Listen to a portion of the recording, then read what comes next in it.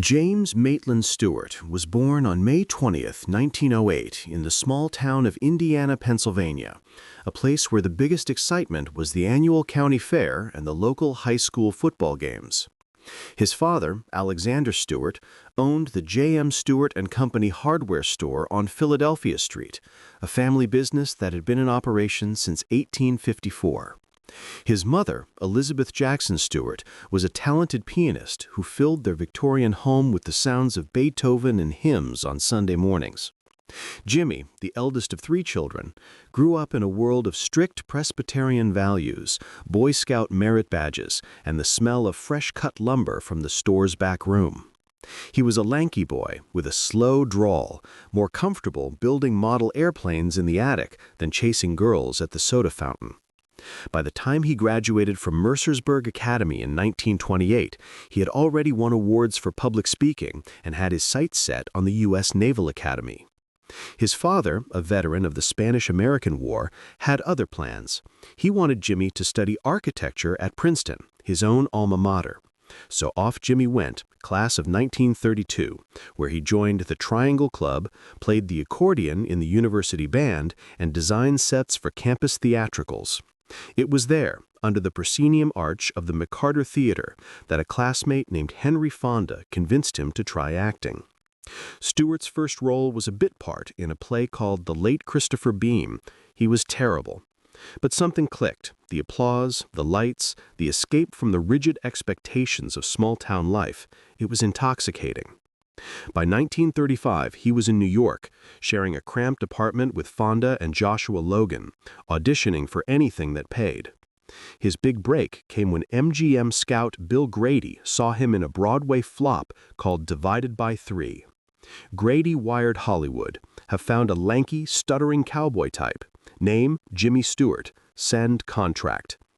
Stewart arrived in Los Angeles in 1935 with $75 in his pocket and a letter of introduction from his father that read, "Don't let him become a bum."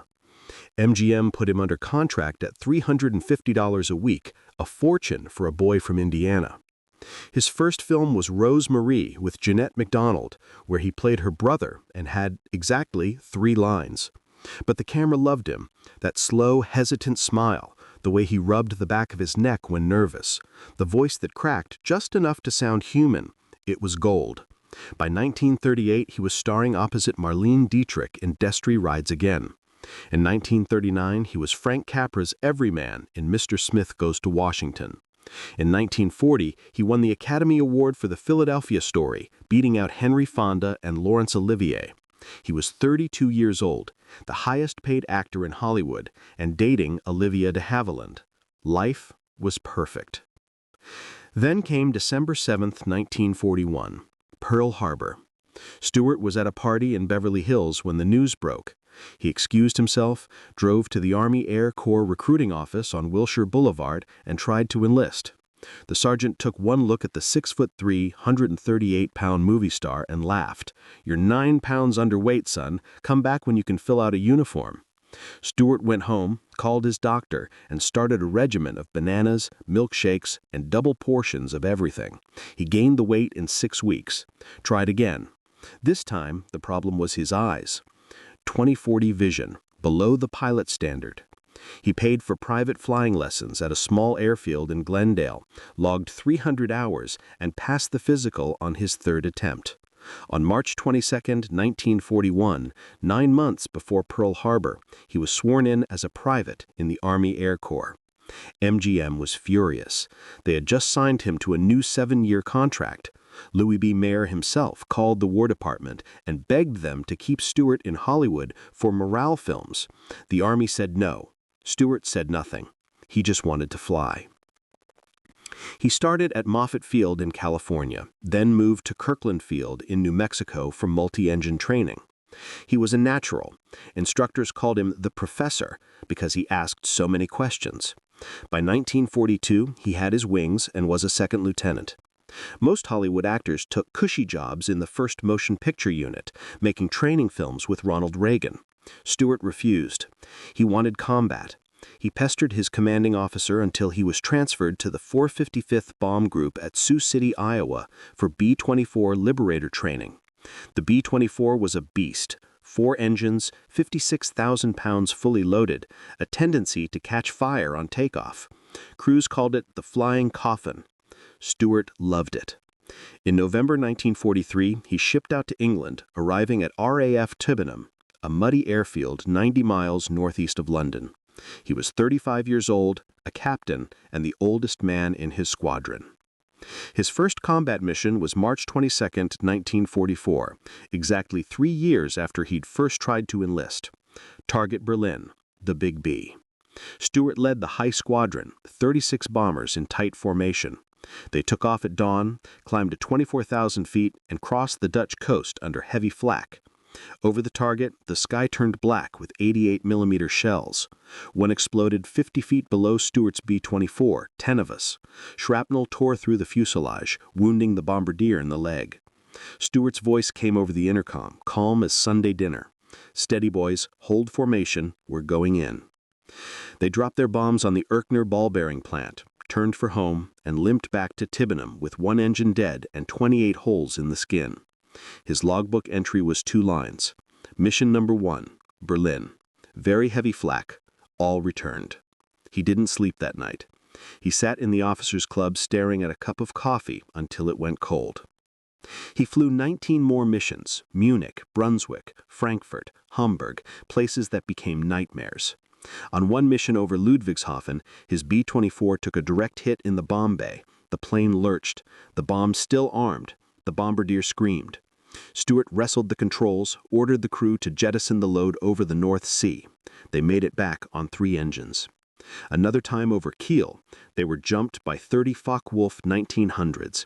The tail gunner was killed instantly. Stewart flew through the gauntlet, zigzagging to throw off the fighters, and landed with the plane on fire. He was promoted to major, awarded the Distinguished Flying Cross, the Air Medal with 3 oak leaf clusters, and the French Croix de Guerre. But he never talked about it. His co-pilot, Robert Loffridge, later said, "Jimmy was scared every time. You could see it in his eyes before takeoff, but he never let it show. That's what made him a leader." Stewart completed his 20th mission in June 1944. He could have rotated home, but instead volunteered to stay as operations officer, planning missions for other crews. He flew check rides, trained replacements, and watched boys younger than his kid sister take off and never come back. By D-Day, he had logged over 300 combat hours. When the war in Europe ended, he was 37 years old, a lieutenant colonel, and a ghost of the man who'd left Hollywood. He came home in September 1945 on a troop ship, standing at the rail as New York appeared through the fog. A reporter asked him what he'd done in the war. Stewart said, "I flew some. That was all." Back in Hollywood, the studios wanted parades, magazine covers, war hero tours. Stewart wanted none of it. He turned down every interview. He suffered nightmares, flak bursts, burning planes, the faces of boys who didn't make it. When Frank Capra called in 1946 and offered him It's a Wonderful Life, Stewart hesitated. He hadn't acted in 5 years. His hands shook, his voice cracked, but Capra needed him. The scene where George Bailey breaks down in the living room, begging for his life back, that wasn't acting. That was Jimmy remembering the missions, the cold, the fear. The film saved him. It gave him a way to process the war without ever saying a word about it. Stewart never joined veterans groups. He never marched in parades. He kept his medals in a drawer and went back to making movies. But the war never left him. In 1951, he returned to active duty for the Korean War, flying transport missions. In 1959, he was promoted to brigadier general in the Air Force Reserve, the only actor to rise from private to general in 2 wars. He retired in 1968, still refusing to talk about combat. When he died on July 2, 1997, at age 89, his family found a single line in his diary from 1944. "I did my duty. I hope it was enough." It was more than enough. Jimmy Stewart wasn't just the voice of small-town America. He was its conscience, its courage, and its quiet, unbreakable heart. William Clark Gable was born on February 1, 1901, in Cadiz, Ohio, a dusty coal mining town where the winters bit hard and the men came home black with soot. His mother, Adeline Hershelman Gable, died of epilepsy when he was 7 months old. His father, William Henry Gable, was a roughneck oil driller who remarried a German immigrant named Jenny Dunlap when Clark was 2. Jenny taught him piano and dressed him in lace collars, which the other boys mocked until Clark learned to fight. By 12, he was working the oil fields with his father, swinging a sledgehammer and learning to curse in 3 languages. School bored him. He dropped out at 14 and took a job at the Akron Tire Factory, where he first saw a play, The Bird of Paradise, at the local theater. The lights, the applause, the painted backdrops, it was magic. He was 17 when he ran away with a traveling stock company, sleeping in barns and mending costumes for meals. He learned to project his voice over train whistles and to fall in love with every leading lady who glanced his way. By 1924, he was in Portland, Oregon, broke and hungry, when he met Josephine Dillon, a theater manager 17 years his senior. She saw something in the raw-boned kid with the crooked grin. She paid for elocution lessons, fixed his teeth, taught him posture, and married him in 1924. She renamed him Clark Gable and sent him to Hollywood in 1930 with a letter of introduction and a new suit. MGM tested him for The Last Mile. He flopped. His ears stuck out. His voice was too nasal. RKO gave him bit parts. Then, in 1931, he played a gangster in A Free Soul opposite Norma Shearer. He slapped her across the face on camera. The audience gasped. Women swooned. MGM signed him to a contract at $650 a week. By 1932, he was the studio's top male star, starring opposite Joan Crawford in Possessed, Jean Harlow in Red Dust, and Claudette Colbert in It Happened One Night, which won him the Oscar in 1934. He was 33, 6'1", 195 pounds of swagger and charm, with a mustache that became a national trademark. Women sent him fan letters by the thousands. Men copied his fedora tilt. He was the king of Hollywood, and he knew it. He married 5 times. First Josephine, then Rhea Langham, a Texas socialite who gave him stability and 2 stepchildren. Then, in 1939, he met Carol Lombard at a party at Pickfair. She was 30, blonde, foul-mouthed, and fearless.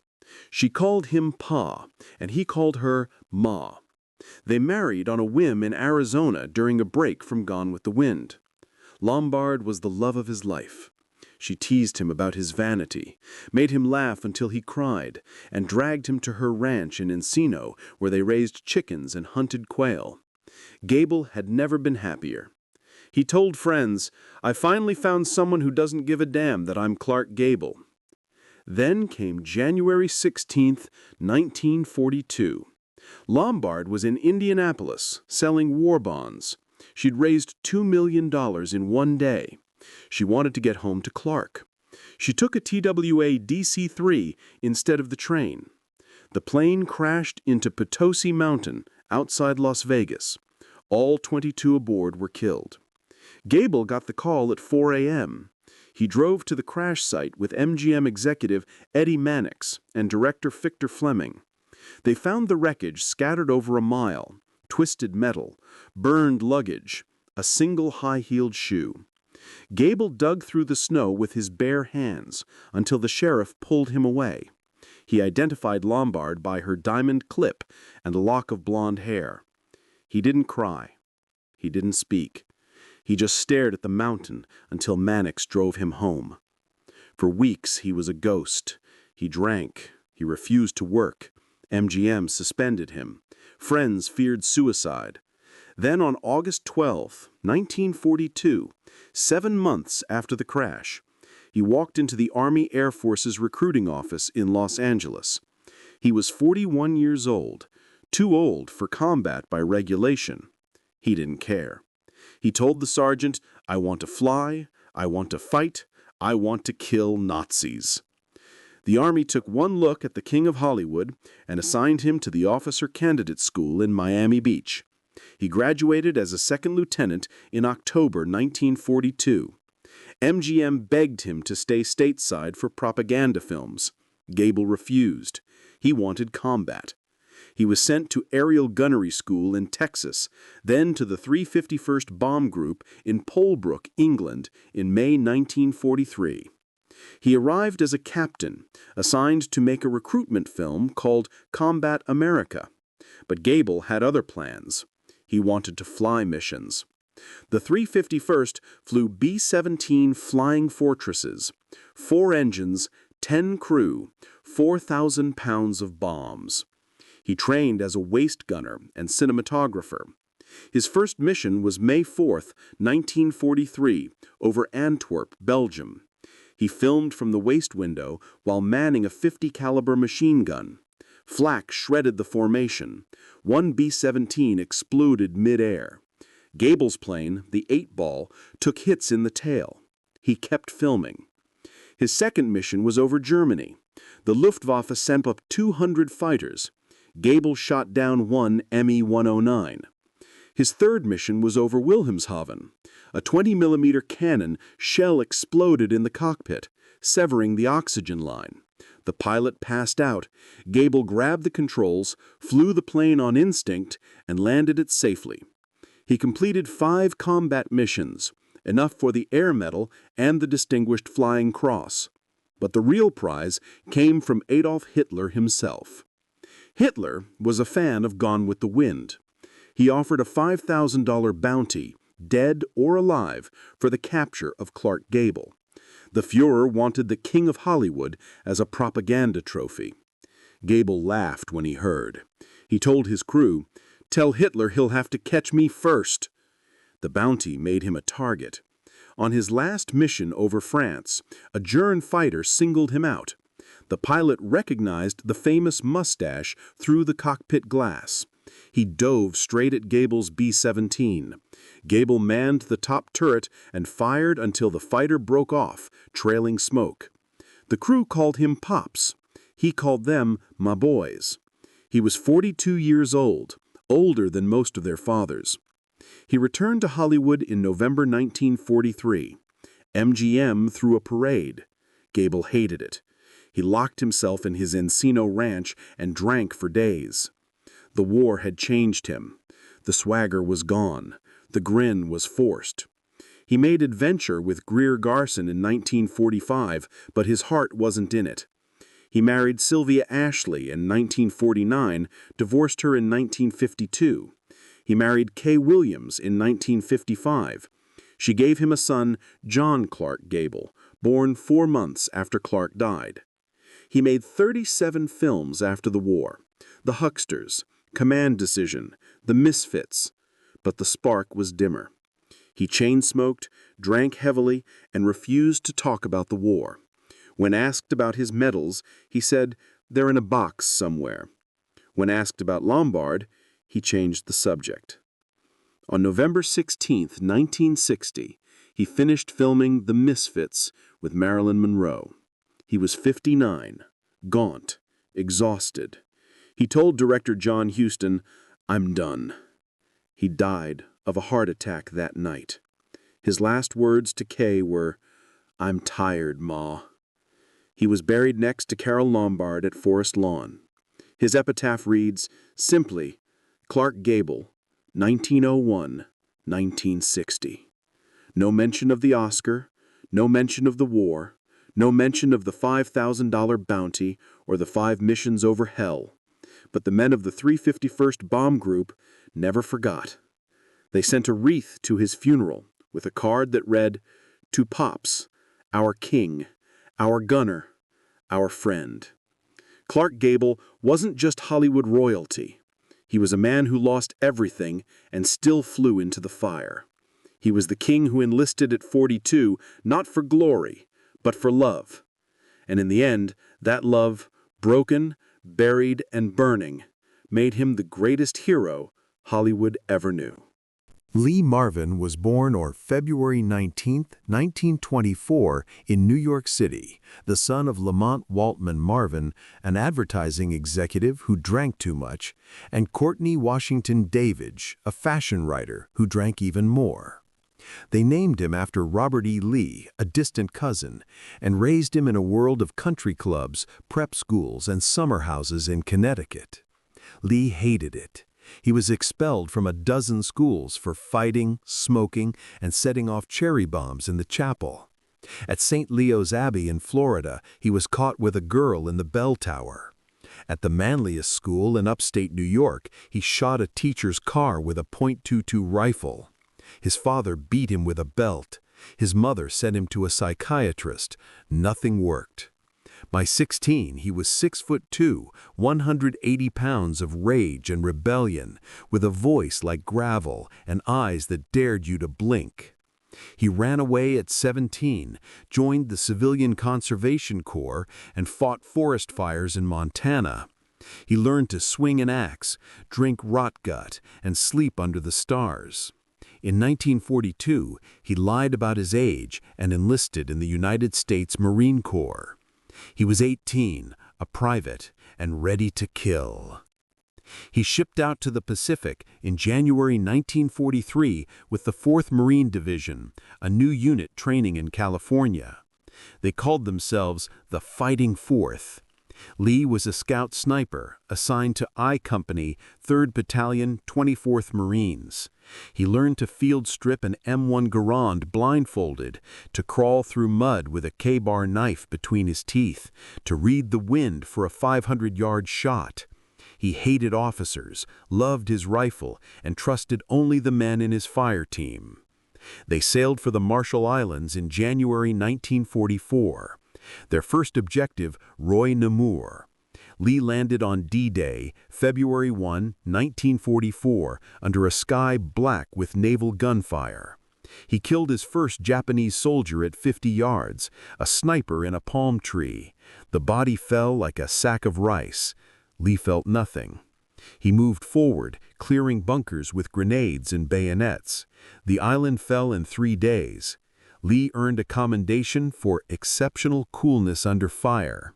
He threw it in the ocean. Next came Saipan, June 15, 1944. The island was 15 miles long, 6 miles wide, and held 30,000 Japanese troops dug into caves and coral ridges. The 4th Division landed on the southwest coast under a rain of artillery. Lee's company hit Red Beach 2 at 0900 hours. The Higgins boats grounded on a reef. Men waded ashore in chest-deep water while machine guns stitched the surf. Lee lost his best friend, Corporal Eddie Kowalski, to a Nambu burst in the first minute. He kept moving. By nightfall, I Company had advanced 300 yards and lost half its strength. They dug in on a ridge overlooking Charan-Kanawa village. Lee volunteered for night patrol. He crawled 200 yards into no man's land, slit a Japanese sentry's throat, and brought back a map of enemy positions. The next morning, the Marines used it to call in naval gunfire that destroyed 3 pillboxes.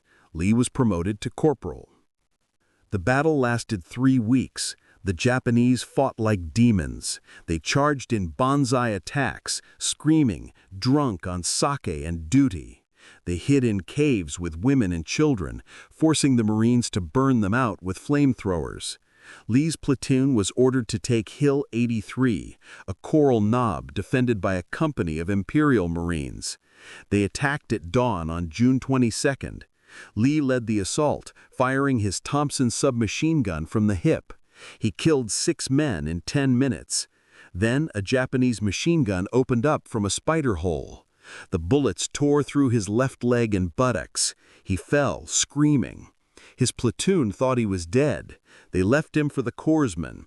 A Navy pharmacist's mate dragged him 500 yards under fire, injected morphine, and stopped the bleeding with sulfa powder. Lee spent the night in a shell hole, delirious, calling for his mother. At dawn, he was evacuated to a hospital ship. Of the 24 men in his platoon who landed on Saipan, only 6 came out alive. Lee was one of them. He spent 13 months in Navy hospitals, first in Saipan, then Guam, then San Diego. Surgeons removed 18 inches of intestine and rebuilt his hip. He learned to walk again with a cane. He drank morphine for the pain and whiskey for the nightmares. He wrote letters to the families of his dead friends. He never mailed them. In July 1945, he was discharged with a Purple Heart, a Presidential Unit Citation, and a 40% disability pension. He was 21 years old. He took a Greyhound bus to Hollywood with $300 in his pocket and a duffel bag full of medals he never wore. He slept on park benches until a Marine buddy got him a job as a plumber's apprentice at $1.25 an hour. He fixed toilets in Beverly Hills mansions and listened to actors complain about their scripts. One day he was repairing a sink at the Coconut Grove when a director asked him to read a line for a war movie. Lee growled, "Drop dead, Mac." The director laughed, "You're hired." His first role was a thug in You're in the Navy Now, 1951. He had one line and punched Gary Cooper. The camera loved his scars, his sneer, his voice like a broken bottle. By 1952, he was playing villains in The Big Heat and The Wild One. He slapped Gloria Graham across the face with a pot of boiling coffee. Audiences gasped. Critics called him the new Bogart. He didn't care. He drank a fifth of bourbon a day, fought in bars, and married twice. First Betty Ebling, a nurse who gave him 4 children. Then Michelle Triola, an actress who sued him for palimony and lost. He made 75 films, won an Oscar for Cat Ballou in 1965, and became the highest-paid actor in the world for The Dirty Dozen in 1967. But the war never left him. He kept a Japanese bayonet on his desk. He named his boat Saipan. He told interviewers, "I learned to act by watching men die." He returned to Saipan in 1974 for a documentary. He walked the beaches where his friends had bled.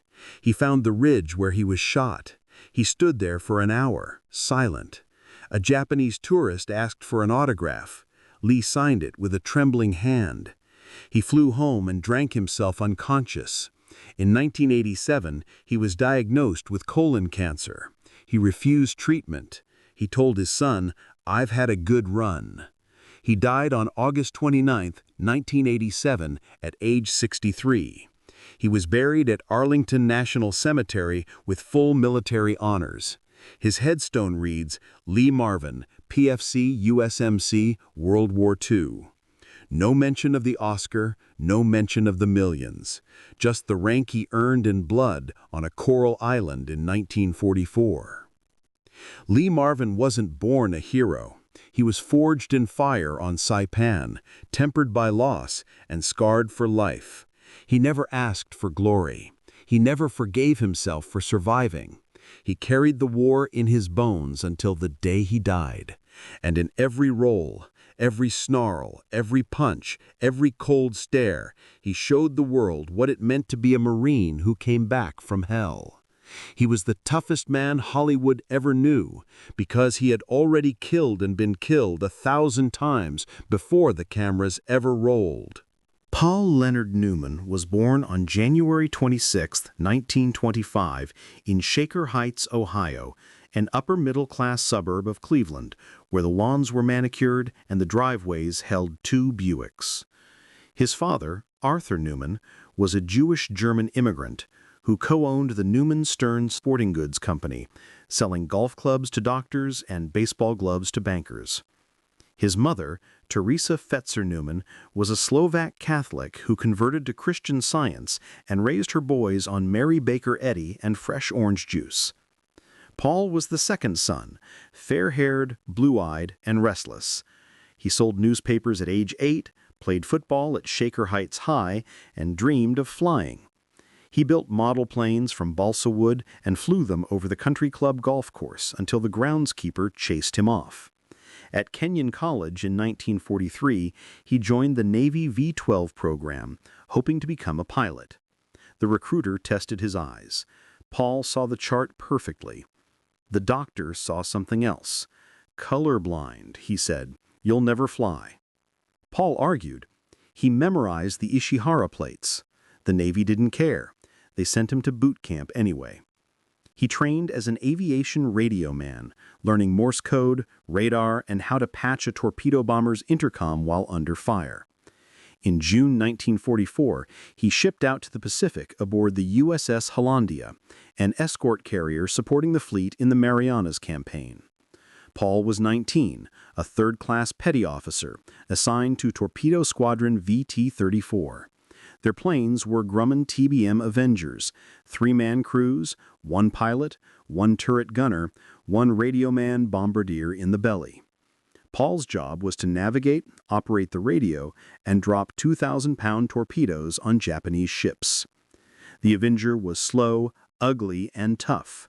It could take a hit and keep flying. Paul loved it. He flew with Lieutenant George Bush, yes, the future president, in the same squadron. Bush was the pilot. Paul was the kid in the back, sending SOS if they went down. Their first combat was the Battle of the Philippine Sea, June 19th, 20th, 1944. The Japanese launched 430 planes in 4 waves. The Americans called it the Marianas Turkey Shoot. Paul's squadron took off at dawn, climbed to 12,000 feet, and met the enemy over the water. Japanese Zeros dove like hornets. Paul's pilot, Ensign Bill Smith, banked hard left as tracers stitched the sky. Paul manned the .30 caliber belly gun, firing at a Val dive bomber that came in low. He hit the engine. The plane burst into flames and spiraled into the sea. Paul felt the kick of the gun in his shoulder and the heat of the blast through the open hatch. His first kill. He didn't celebrate. He reloaded and scanned the horizon for more. The squadron flew 4 sorties that day. They sank a destroyer and damaged a cruiser. Paul's plane took flak over Saipan. A shell exploded 50 feet off the starboard wing. Shrapnel tore through the fuselage, severing the radio antenna. Paul patched the wire with his teeth, reconnected the set, and guided the pilot back to the Hollandia. They landed with 47 holes in the skin and 1 engine coughing oil. The deck crew counted them lucky. Paul counted the dead. 4 Avengers didn't return. 8 men gone. He wrote their names in his logbook and underlined them twice. In October 1944, the squadron moved to the Leyte Gulf campaign. Paul flew anti-submarine patrols dropping depth charges on I-boats. On October 25th, during the battle off Samar, the carrier group was attacked by the Japanese center force. Battleships, cruisers, destroyers. The TBMs were ordered to attack the heavy cruiser Chokai. Paul's pilot dove from 10,000 feet, released the torpedo, and pulled up hard. The Chokai exploded minutes later, hit by multiple strikes. Paul's torpedo was one of them.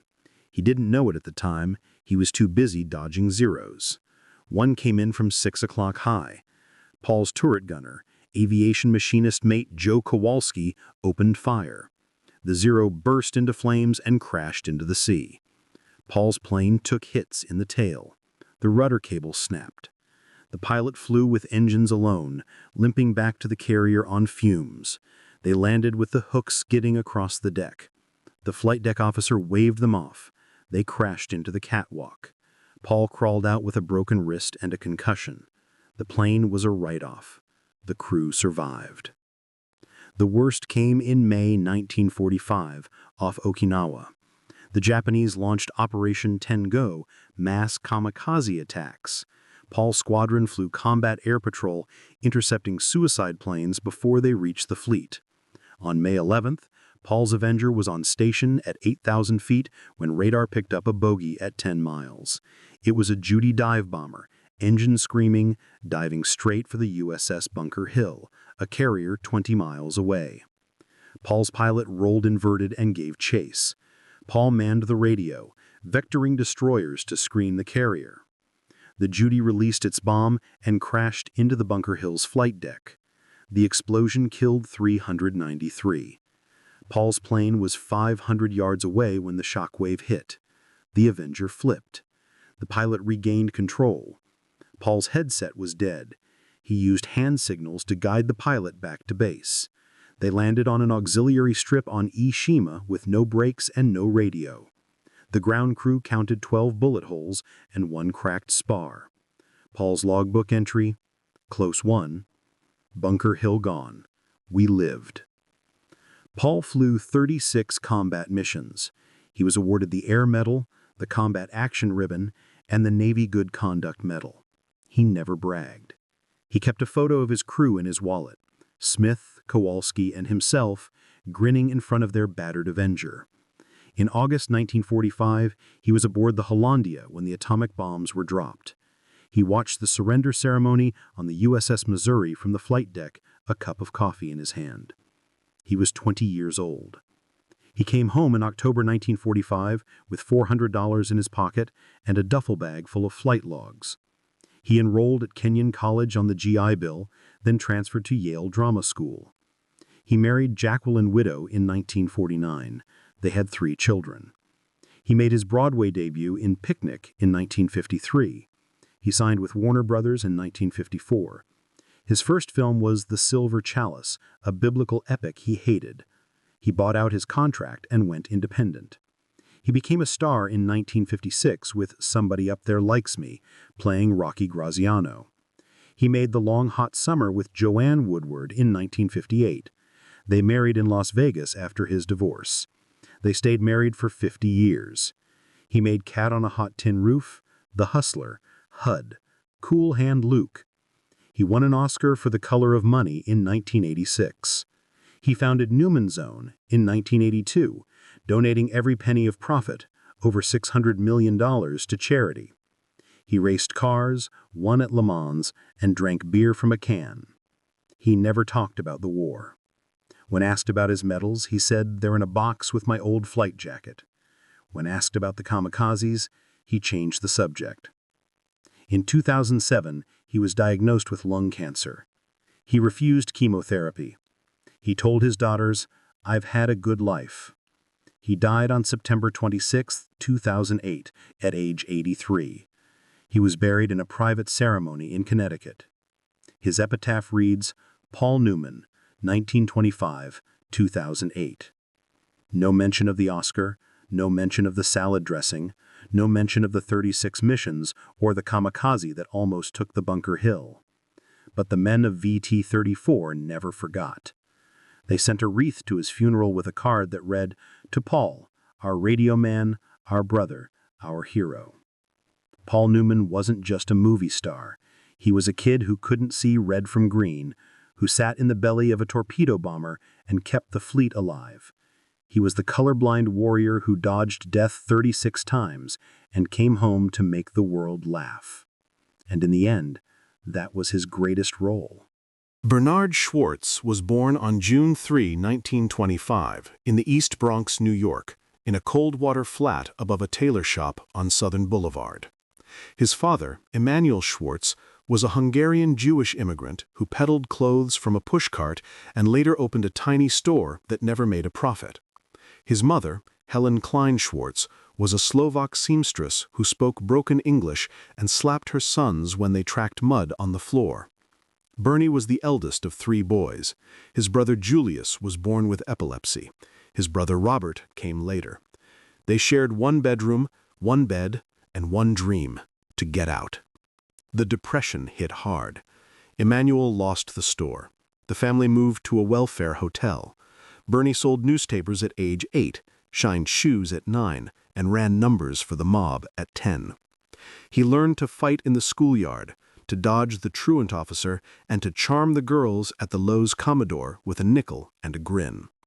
He was 5'9", dark-haired, and fast on his feet. The kids called him Pretty Boy. He hated it. He joined a street gang called the Falcons and carried a switchblade in his sock. In 1938, his brother Julius was killed by a truck while playing in the street. He was 12. Bernie was 13. He didn't cry. He punched a wall until his knuckles bled. His mother sent him to a state reformatory for truancy. He escaped after 6 months. In 1941, Pearl Harbor happened. Bernie was 16. He lied about his age, forged his father's signature, and enlisted in the United States Navy on June 3, 1943, his 18th birthday.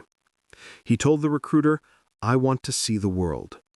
They sent him to boot camp at Newport, Rhode Island. He learned to swab decks, tie knots, and stand watch in the rain. He was assigned to the submarine tender USS Proteus, a 530-foot repair ship that serviced the Pacific Fleet. He shipped out in January 1944 as a signalman third class, striping messages with flags and blinking lights. The Proteus sailed for Pearl Harbor, then Guam, then Ulithi Atoll. Bernie's job was to stand on the bridge, read incoming signals, and relay them to the captain. He saw his first dead body in April 1944, a Japanese pilot floating face down after a kamikaze crash. The sharks got him before the crew could. The Proteus supported the invasion of Saipan in June 1944. Bernie watched the Marines land through binoculars. He saw the flamethrowers, the banzai charges, the bodies stacked like cordwood. He sent messages to the fleet: heavy resistance, request air cover. He was 19 and already numb.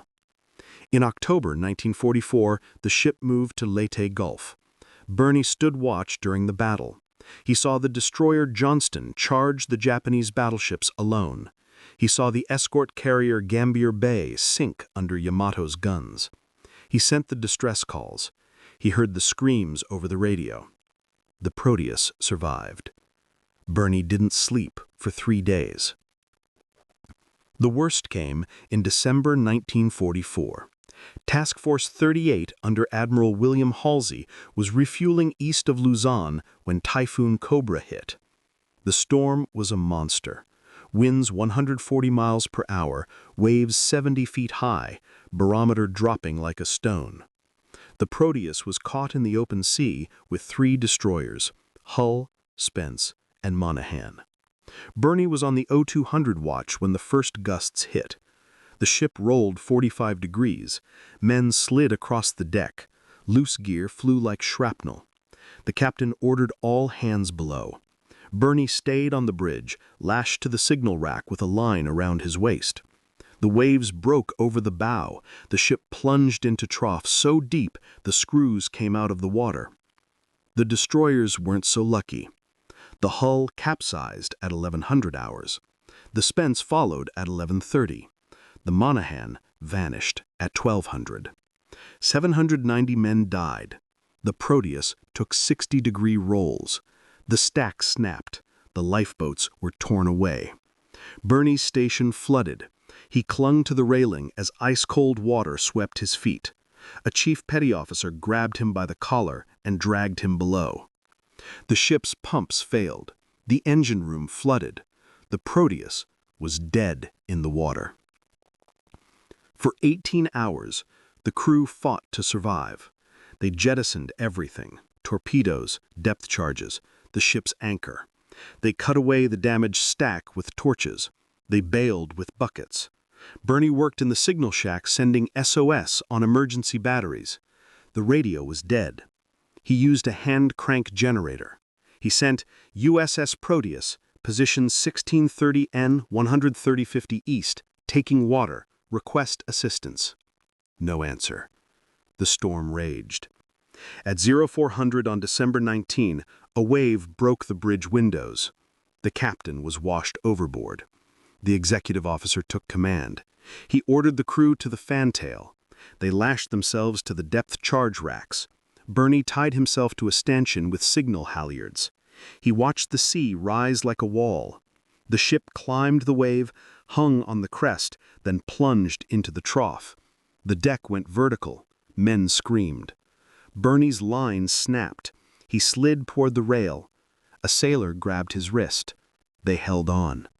The ship righted itself. The storm broke at dawn. The Proteus was 300 miles off course, battered but afloat. The 3 destroyers were gone. The fleet lost 146 planes and 790 men. It was the worst naval disaster of the war not caused by enemy fire. The Proteus limped to Ulithi for repairs. Bernie stood watch in dry clothes for the first time in 3 days. He didn't speak. He chain-smoked Lucky Strikes and stared at the horizon. In February 1945, the ship supported the Iwo Jima invasion. Bernie sent messages for the flag-raising on Suribachi. In August 1945, he watched the Japanese surrender from the deck of the Proteus in Tokyo Bay. He was 20 years old. He came home in November 1945 with $200 and a duffel bag full of signal flags. He enrolled at the Dramatic Workshop in New York on the GI Bill. He changed his name to Tony Curtis. Tony for a character in a novel, Curtis for his mother's maiden name. He made his Broadway debut in 1948. He signed with Universal in 1949. His first film was Crisscross with Burt Lancaster. He played a gigolo. The camera loved his cheekbones, his smile, and his Bronx swagger. He made The Prince Who Was a Thief, Houdini, Some Like It Hot. He married Janet Leigh in 1951. They had 2 daughters, Kelly and Jamie Lee. He made The Defiant Ones with Sidney Poitier. He was nominated for an Oscar. He divorced Janet in 1962. He made 5 more times. He made 70 films, painted watercolors, and collected art. He founded the Shiloh Horse Rescue. He never talked about the war. In 2008, he wrote a memoir. He mentioned the typhoon in one paragraph. He said, "I saw hell. Then I came home to make people laugh." He died on September 29, 2010, at age 85. He was buried in Palm Springs with a Star of David and a Navy marker. His epitaph reads, Tony Curtis, 1925-2010. No mention of the films, no mention of the horses, no mention of the 790 men who died in the storm he survived. But the crew of the Proteus never forgot. They sent a wreath to his funeral with a card that read, "To Bernie, our signalman, our survivor, our friend."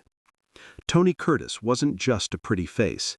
He was a Bronx kid who lied his way into the Navy, rode a submarine tender through hell, and came home to make the world forget the war. He was the sailor who survived Typhoon Cobra and lived to tell the tale in 1,000 smiles. Henry James Fonda was born on May 16, 1905, in Grand Island, Nebraska, a flat prairie town where the wind never stopped and the biggest building was the grain elevator. His father, William Brace Fonda, ran a printing shop and believed in quiet dignity and Republican values. His mother, Herberta Kruger Fonda, was a gentle woman who read Dickens aloud by kerosene lamp. Hank, as the family called him, was the eldest of 3, tall and thin, with a shock of dark hair and eyes that saw everything. He was shy, awkward with girls, and happiest alone on the Platte River, fishing for catfish or sketching the horizon in charcoal. At 14, he watched a lynching from his father's print shop window, a black man dragged through the street and hanged from a telephone pole. The mob cheered. Hank didn't sleep for a week. He never forgot the silence of the crowd afterward. It taught him that courage was not loud. It was the refusal to look away. He studied journalism at the University of Minnesota, but dropped out in 1925 to join the Omaha Community Playhouse. He was 20, 6'1", and spoke in a slow, deliberate baritone that made directors lean in. He toured the Midwest in stock companies, playing juveniles and old men with equal ease. In 1934, he hitchhiked to New York with $32 and a letter from his mother. He joined the University Players on Cape Cod, rooming with Joshua Logan and James Stewart. He made his Broadway debut in 1935 in The Farmer Takes a Wife. Walter Winchell wrote, "A new star is born, tall, honest, and heartbreaking." Hollywood called. He signed with 20th Century Fox in 1935. His first film was The Farmer Takes a Wife opposite Janet Gaynor. He was 30. He made Young Mr. Lincoln with John Ford in 1939. He played Tom Joad in The Grapes of Wrath in 1940. He married Frances Ford Seymour in 1936. They had 2 children, Jane in 1937, Peter in 1940.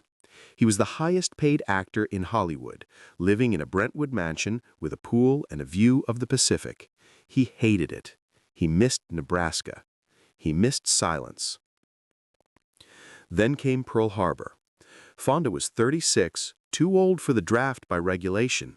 He didn't care. On December 8, 1941, he walked into the Navy recruiting office in Los Angeles and said, "I want to serve, not in pictures, in the war." The Navy made him a lieutenant junior grade and sent him to the Naval Training School at Dartmouth for intelligence training. He learned cryptography, aerial photography, and how to read Japanese naval codes. In 1942, he was assigned to the staff of Admiral Chester Nimitz in Pearl Harbor as an operations officer. His job was to plan airstrikes and analyze reconnaissance photos. He worked 16-hour days in a Quonset hut, chain-smoking camels and drinking coffee black. He saw the first photos of Midway aftermath, burned carriers, floating bodies. He plotted the courses for the Marianas Campaign. He briefed pilots who never came back. He never flew himself. He didn't need to.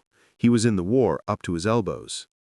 In 1943, he was promoted to lieutenant and transferred to the Pentagon as assistant chief of the Operational Intelligence Section. He worked under Captain John Ford, his old director, now head of the Navy's photographic unit.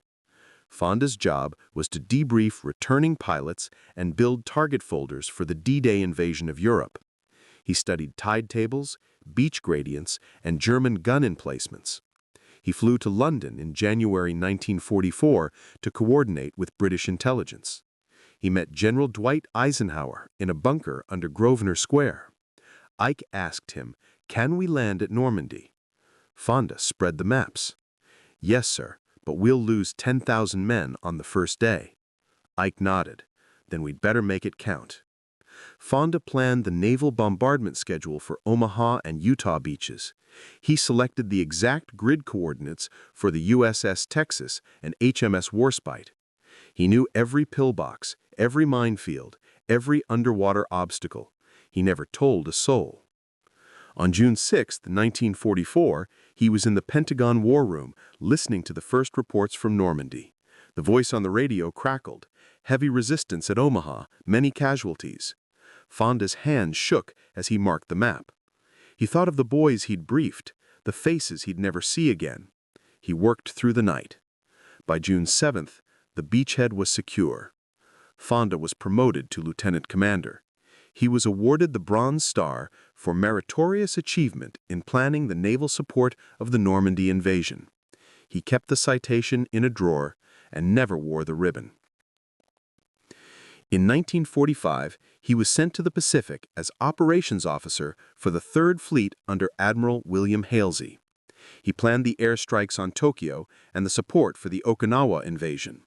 He was aboard the USS New Jersey when the Japanese surrendered on September 2, 1945. He stood on the signal bridge as the Missouri steamed into Tokyo Bay. He watched MacArthur sign the instrument of surrender. He felt nothing. He was 40 years old and bone-tired. He came home in October 1945 with a sea bag and a folder of classified maps. He refused all interviews. He told his wife, "I did my job, that's all."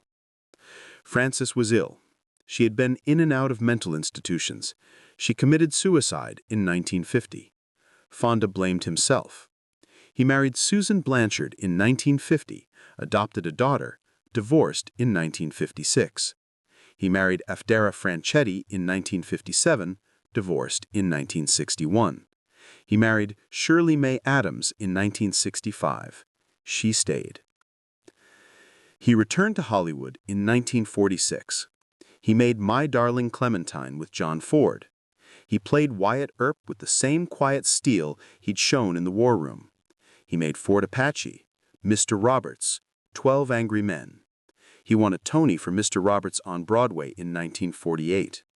He was nominated for an Oscar for The Grapes of Wrath and 12 Angry Men. He finally won in 1982 for On Golden Pond, a Lifetime Achievement Award. He made 80 films, painted watercolors, and raised bees in Bel Air. He never talked about the war. When asked about D-Day, he said, "I was just a desk jockey." When asked about the Bronze Star, he said, "It's in a box with my old uniforms." His children never saw it. In 1974, Jane Fonda visited Hanoi during the Vietnam War. The press called her a traitor. Henry refused to condemn her. He said, "She's my daughter. She has a conscience. So do I." He marched for civil rights. He supported the farm workers. He testified before Congress against the Vietnam War. He was called a communist. He didn't care. He had seen war. He knew its cost. In 1981, he was diagnosed with prostate cancer. He refused treatment at first.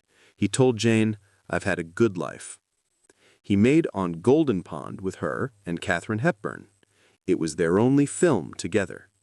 He died on August 12, 1982, at 77. He was buried in a private ceremony in Los Angeles. His headstone is unmarked per his request. No name, no dates, just a simple bronze plaque. The men who served with him never forgot. The D-Day planners sent a wreath to his funeral with a card that read, "To Hank, our planner, our conscience, our friend." Henry Fonda wasn't just a movie star. He was a Nebraska boy who saw a lynching and spent his life fighting silence. He was a lieutenant commander who planned the greatest invasion in history and never took credit. He was the quiet man who carried the weight of 10,000 dead on his shoulders and never let it show. He was the architect of D-Day, who came home to play Tom Joad and teach America what courage really means. And in the end, that was his masterpiece.